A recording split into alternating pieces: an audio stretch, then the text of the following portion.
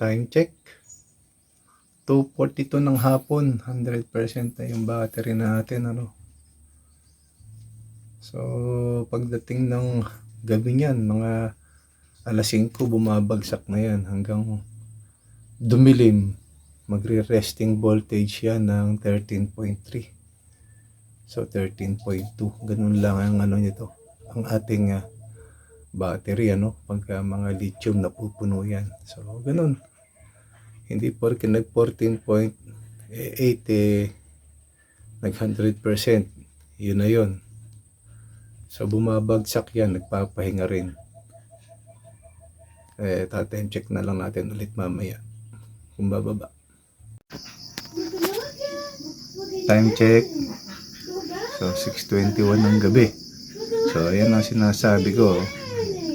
Resting voltage tayo ng 13.2. Dito naman sa voltmeter natin, 13.3. So, ganun talaga. 13.2, 13.3.